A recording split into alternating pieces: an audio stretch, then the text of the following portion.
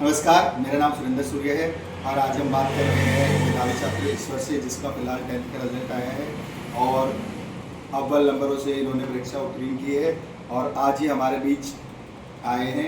तो हम इनसे कुछ सवाल करना चाहेंगे। सबसे पहले तो ईश्वर, आप ये बताइए कि किस तरीके से आप आपने तैयारी की और इस परीक्षा में अव्वल नंबरों से उत्तीर्ण। सबसे पहले मैं आपका धन्यवाद करना चाहता हूँ कि आपने मुझे इतना स्पेशल फील कराया। और ईश्वर जी, हम आपसे जानना चाहेंगे कि आपने अब जिस माहौल में आप रहते हैं, जहाँ से आप आते हैं, उसके बावजूद भी आप साइंस में 90 से अधिक अंक लेके आए हैं और आपकी जो 85 से ऊपर परसेंटेज बनी है। तो आपकी जो मेहनत है, आपने किस प्रकार मेहनत की और इसका श्रेय आप किसको देते हैं? सबसे पहले मैं आपका धन्यवाद करना चाहता हूँ कि आपने मुझे ये मौका दिया और मैं आपके सामने कुछ अपने बारे में बताना चाहूँगा।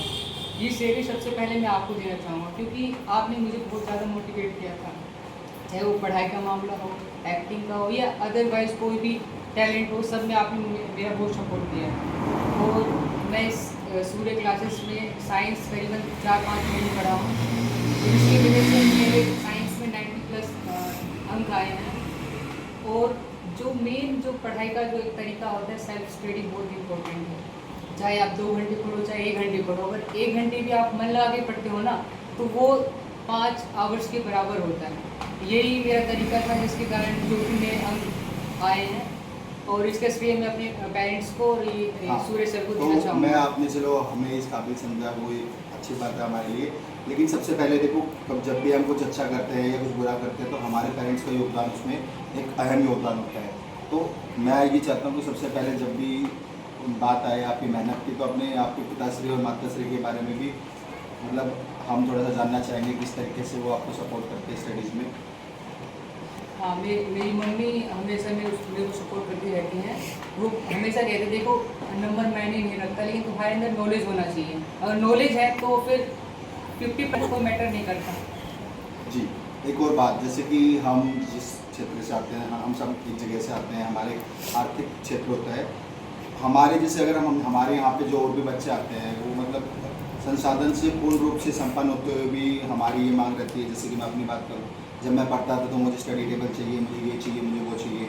लेकिन अभाव होते हुए चीज़ों को कर पाना, वो एक अपनी एक अलग ही पहचान होती है। तो उन चीज़ों को आपने कैसे दूर किया कि जैसे हम बच्चे होते हैं, तो हमारे यहाँ तो ये होता है कि अगर ये चीज़ होगी तो मैं ये करूँगा, वरना मैं नहीं कर रहा। लेकिन इतने अभावों के बाद आप 90% लेके आ रहे हैं साइंस में, तो वो एक जो लोग हैं उनको एक संदेश देता है कि अभावों में रह के भी अगर कोई कुछ करना चाहता है तो कर सकता है। आपने उन चीज़ों को कैसे वो करा? देखिए सर, कमी जो होती है वो हर किसी के पास होती है, लेकिन हर कमी एक समय पे पूरी होती है। अगर हम उस कमी को ही लेके चलेंगे कि ये नहीं है, तो हम नहीं कर पाएंगे पढ़ाई। लेकिन मैंने उसको नहीं देखा है और जो भी मेरे पास संसाधन थे उसी में मैंने कोशिश किया।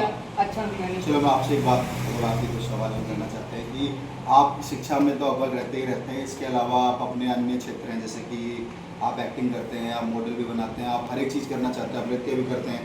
तो ये जो ऑलराउंड डेवलपमेंट है, ये आप कहीं से सीखे होंगे।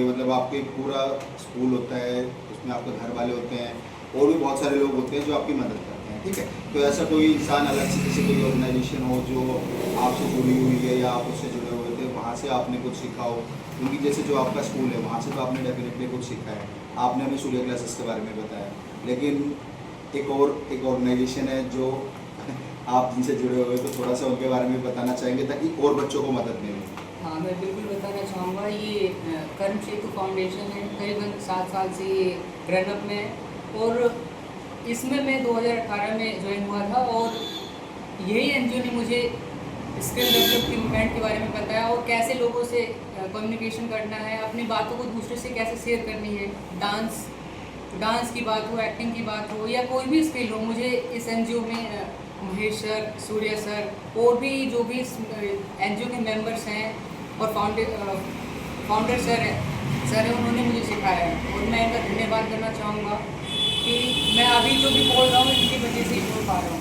उसके बाद एक लास्ट का आप बच्चों को संदेश क्या देना चाहते हैं? क्योंकि हमारे पास शायद भी बहुत सारे बच्चे ऐसे हैं जो अभावों में हैं, जैसे कि आप यहाँ पे कंप्यूटर देख रहे हैं। तो जो बच्चे हमारी एनजीओ से पढ़ के जा चुके हैं या जिनको नीड है, हमने अभी कुछ दिन पहले भी बताया था इस चीज़ के बारे में कि उनको free of cost computer education provide कराई जाएगी, उसका अलग से कोई चार्ज नहीं होगा।